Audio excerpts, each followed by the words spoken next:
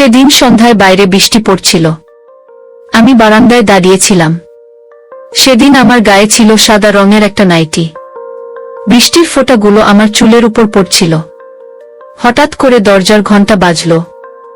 দরজা খুলতেই দেখি আমার জামাই দাঁড়িয়ে আছেন। তিনি মুচকি হেসে বললেন, আজ তো আপনাকে খুব সুন্দর লাগছে শাশুড়িমা। আমি লজ্জায় একটু ঘাবড়ে গেলাম। সেদিন আমার স্বামীর সঙ্গে আমার একটু ঝগড়া চলছিল। আমি চাইছিলাম আমাদের সম্পর্কটা ভালো থাকুক, কিন্তু কিছু কারণে আমরা একে অপরের থেকে দূরে সরে যাচ্ছিলাম। সেদিন আমি আমাদের বাড়ির ভিতরটা সুন্দর করে সাজিয়েছিলাম। রাতে স্বামী আসবেন ভেবে অপেক্ষা করছিলাম, কিন্তু হঠাৎ করে জামাই ঘরে ঢুকলেন। তিনি মজা করে বললেন, এই সুন্দর ঘর সাজানোর জন্য আপনাকে ধন্যবাদ।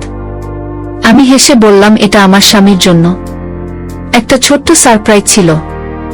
জামাই মজা করে বললেন, আপনার স্বামীকে এমন চমক দেওয়ার আইডিয়া ভালো, কিন্তু আমার আসার কারণে কি কিছু বিঘ্ন ঘটল? আমি হেসে বললাম, না তেমন কিছু না, শুধু একটু ভিন্ন কিছু করার চেষ্টা ছিল। জামাই বলল, সম্পর্কের মাঝে মাঝে চমক দিয়ে ভালোবাসা বজায় রাখতে হয়, আর আপনি সব সময় এমন উদ্ভাবনী চিন্তা করেন, সেটা সত্যিই প্রশংসনীয়। আমরা হাসি মজার মধ্যে কিছুক্ষণ গল্প করলাম। পরে জামাই আমাকে বিছানায় বসতে বললেন।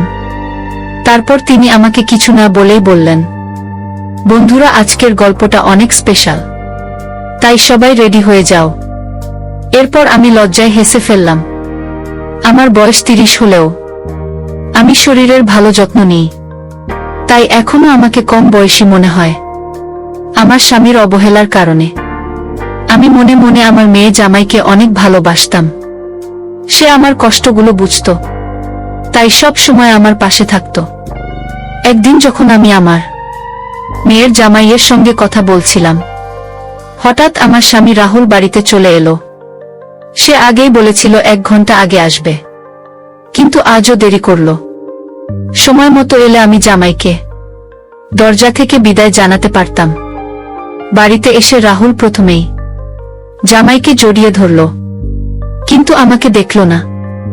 যা দেখে আমি একটু রাগ হলাম। আমি ঘরে বসে কিছু চিন্তা করছিলাম। জামাই পাশে বসেছিল। আমি এতটাই ভাবনার মধ্যে ডুবেছিলাম যে হঠাৎ জামাই আমার দিকে হাত বাড়িয়ে বলল, শাশুড়ি মা, আপনি কি চিন্তায় আছেন? আমি চমকে উঠলাম এবং বললাম না। সে মৃদু হাসিতে বলল, তাহলে এখানে একা একা কি ভাবছেন? আমি হেসে বললাম, না তেমন কিছু না, শুধু কাজের চিন্তা করছি। আমরা গল্প করতে করতে তাকে আমাদের সাজানো ঘরটা দেখালাম, যেটা আমি রাহুলের জন্য সাজিয়েছিলাম। জামাই প্রশংসা করে বলল, এটা খুব সুন্দর হয়েছে। আমি হেসে বললাম, ভেবেছিলাম রাহুলকে চমক দেব, কিন্তু তুমি এসে পড়লে। সম্পর্কের মাঝে মাঝে এমন ছোট ছোট চমক দেওয়া দরকার, এতে ভালোবাসা টিকে থাকে। এরপর আমরা কিছুক্ষণ গল্প করলাম। জামাই বলল, কোনো সমস্যা হলে আপনি আমাকে বলবেন, আমি আছি আপনার পাশে। তার কথায় আমার মন কিছুটা হালকা হলো। পরের দিন রাহুল যথারীতি কাজে চলে গেল, আর জামাই জানালো তার 10টায় অফিসে যেতে হবে। সে খুবই ফিট এবং সুদর্শন। তার ব্যক্তিত্ব দেখলেই বোঝা যায় সে দায়িত্বশীল। আমি তার কাজের প্রতি যত্ন দেখে মনের মধ্যে একটা শান্তি অনুভব করলাম। যাওয়ার আগে জামাই বলল, আপনারা যদি চান আজ সন্ধ্যায় ক্যান্ডেল লাইটে ডিনার করতে পারেন। গতকাল আমি এসে আপনাদের পরিকল্পনায় বিঘ্ন ঘটিয়েছিলাম।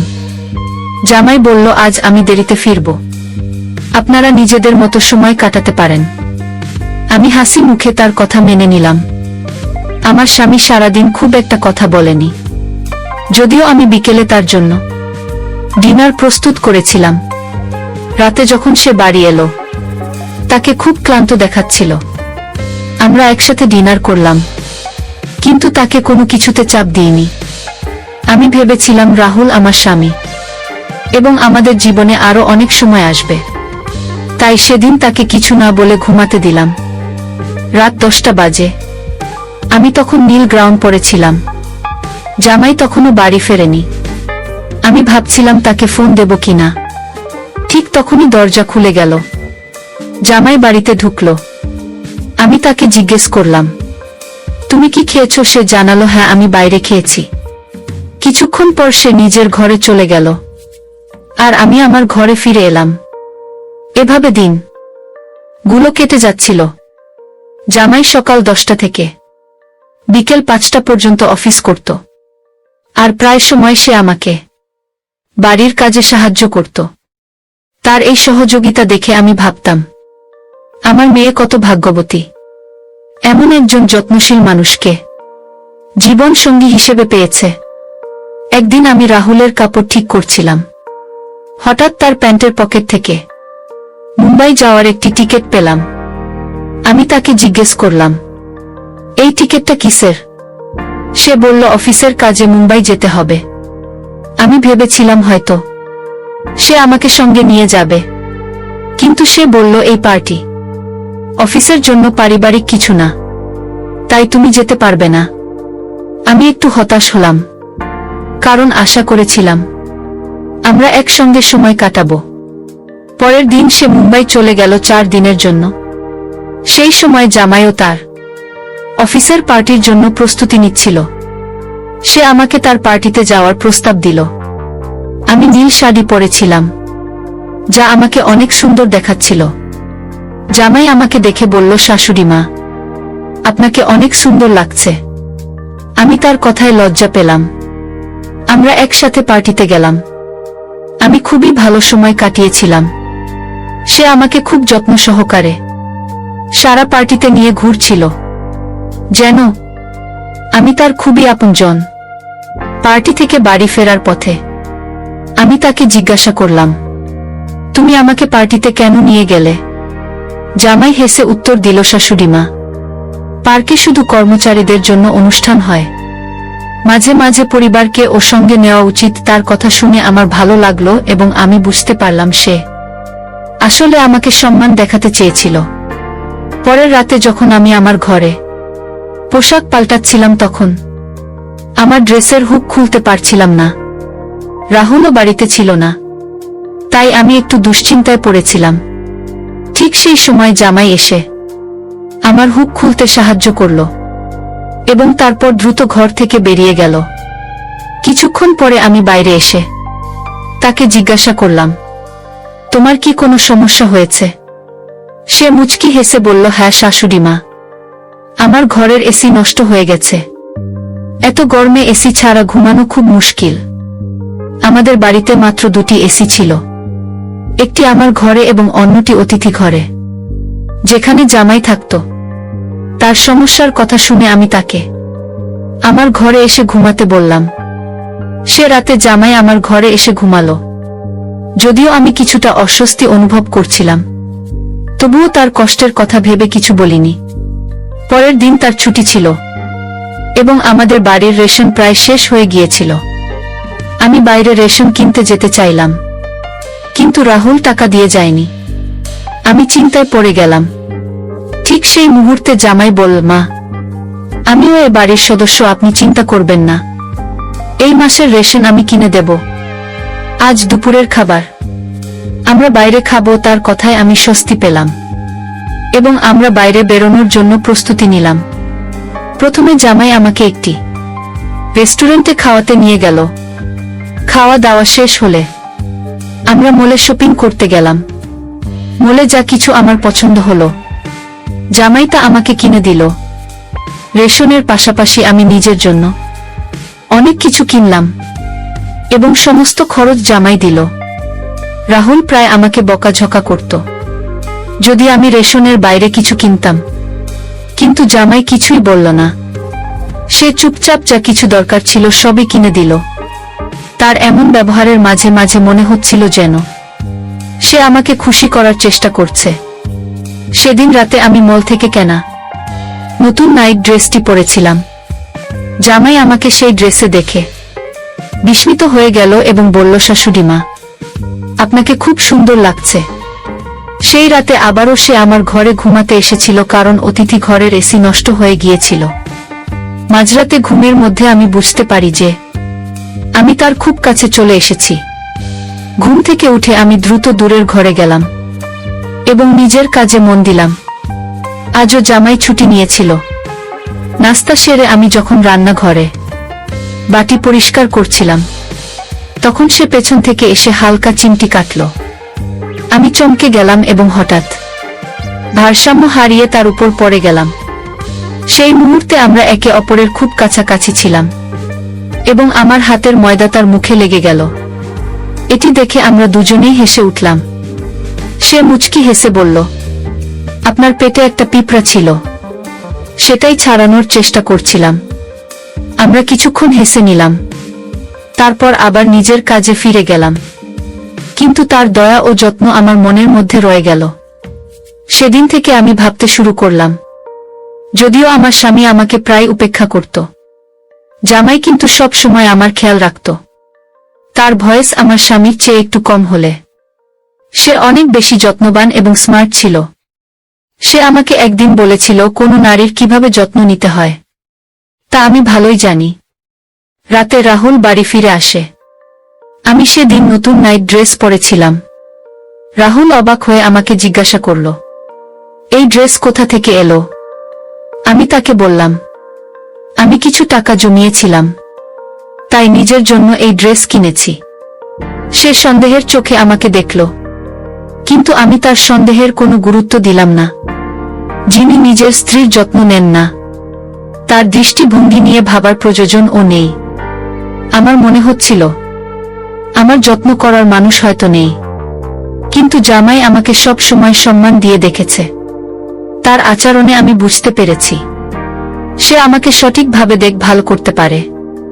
আমি তখন বুঝে গিয়েছিলাম এই সম্পর্কের যত্ন করতে হবে যাতে এর সৌন্দর্য বজায় থাকে। সেই দিন থেকে আমি একটু রাহুলের কাছ থেকে দূরত্ব বজায় রাখার চেষ্টা করছিলাম। পরের দিন রাহুল এবং জামাই দুজনেই নিজেদের সময় মতো অফিসে চলে গেল। আমি কিচেনে কাজ করতে করতে ভাবছিলাম, আমি কি ভুল করছি জামাইয়ের প্রতি? আমার আকর্ষণ কি রাহুলের প্রতি অন্যায়? এই ভাবনার সঙ্গে আমি একটি পরীক্ষা নেওয়ার সিদ্ধান্ত নিলাম। আমি রাহুল এবং জামাইকে একটি মেসেজ পাঠালাম, আমার শরীর খুব খারাপ লাগছে, দরজা খোলা আছে, আমি আমার ঘরে বিশ্রাম নিচ্ছি। মেসেজ পাঠানোর কিছুক্ষণ পর জামাই দ্রুত বাড়ি চলে এলো। ঘরে ঢুকেই সে আমার ঘরে এসে আমার অবস্থা দেখতে লাগলো। তার মুখে চিন্তার ভাব স্পষ্ট ছিল। আমি তখন হেসে উঠলাম। জামাই কিছুটা অবাক হয়ে বলল, এটা মজা করার সময় নয়। আপনি বললেন আপনার শরীর খারাপ। আমি তো খুব চিন্তিত হয়ে পড়েছিলাম। আসলে কি হয়েছে? আমি তখন তার হাত ধরলাম এবং বললাম, আমার কিছু হয়নি, আমি একদম ঠিক আছি।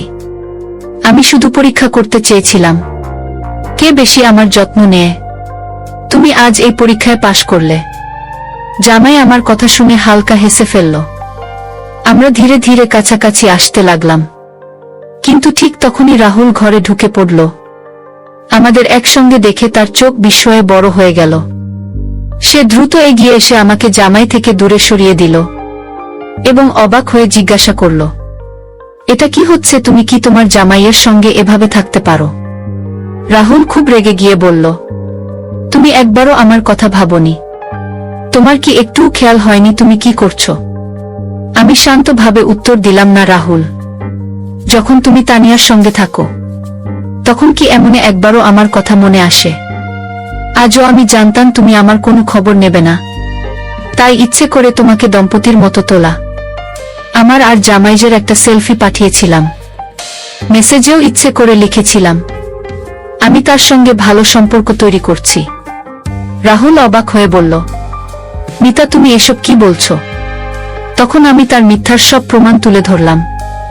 ওর এবং তানিয়ার ছবিগুলো দেখালাম। আমি তার সম্পর্কের সবকিছু আগে থেকেই জানতাম, কিন্তু এতদিন নিজের দাম্পত্য জীবনের জন্য চুপ ছিলাম। আমি রাহুলের হাত ধরে বললাম, অফিসের মিটিংয়ের নামে তুমি বাইরে গিয়ে তানিয়ার সঙ্গে সময় কাটাও, তার জন্য অনেক খরচ করো, অথচ আমি যখন ছোট্ট কিছু চাই তখনই তোমার মুখে শুধু খরচের কথা শোনা যায়।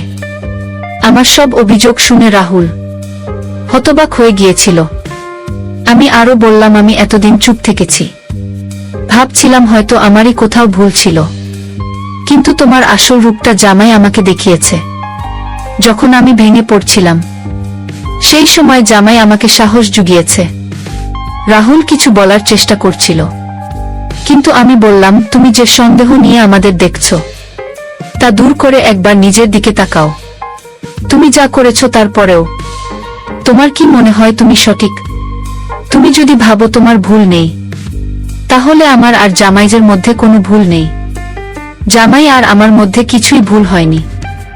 আসলে আমরা দুজনে মিলে তোমাকে একটা শিক্ষা দিতে চেয়েছিলাম, আর আজ তুমি যা দেখেছো সেটাও সেই নাটকেরই অংশ ছিল। যদি তুমি আমাকে অন্য কারো সঙ্গে দেখে কষ্ট পাও, তাহলে ভাবো আমি কিভাবে তোমাকে অন্য মেয়ের সঙ্গে মেনে নিতে পারি। এবার রাহুল মাথা নিচু করে দাঁড়িয়ে রইল। আমি আমার ব্যাগ তুলে নিলাম এবং বাড়ি ছেড়ে যাওয়ার সিদ্ধান্ত নিলাম, কারণ আর কিছুই মেনে নিতে পারছিলাম না। কিন্তু সেই মুহূর্তে রাহুল আমার হাত ধরে আমাকে থামিয়ে দিল। সে ক্ষমা চাইল এবং প্রতিজ্ঞা করল যে আজ থেকে সে আর কোনো অন্য মেয়ের পেছনে যাবেন এবং আমার প্রতি বিশ্বস্ত থাকবে। আমি জামাইকে ধন্যবাদ জানালাম, কারণ তার সাহায্যে আমার সংসার বাঁচল। আজকের দিনে আমরা দেখতে পাই যে অনেক পুরুষ ও নারী ভালোবাসার পরিবার থাকা সত্ত্বেও বাইরের সম্পর্কে জড়িয়ে পড়ছে। তবে এটা বোঝা দরকার যে বাইরের কেউ আপনার পরিবার বা সঙ্গীর মতো কখনোই আপনাকে আগলে রাখতে পারবে না। বাইরের মানুষ কেবল নিজের প্রয়োজন মেটাতে আসবে। বিয়ের বাইরের সম্পর্কের কারণে আজকাল বিবাহ বিচ্ছেদের সংখ্যা ক্রমশ বাড়ছে। এমন পরিস্থিতিতে বাড়ি ছেড়ে চলে যাওয়া কখনোই সমাধান নয়। এর বদলে পরিস্থিতির মুখোমুখি হওয়া উচিত, যিনি তার স্বামীকে ভুল পথ থেকে সঠিক পথে ফিরিয়ে আনতে পারেন। এটা প্রতিটি স্ত্রীর বোঝা উচিত। গল্পটা কেমন লাগলো জানাতে ভুলবে না। আরো মজার মজার রোমান্টিক গল্পে শুনতে চাইলে ভিডিওটি লাইক, শেয়ার এবং চ্যানেলটি সাবস্ক্রাইব করতে ও বেল আইকনটি ক্লিক করতে ভুলবে না। ধন্যবাদ বন্ধুরা।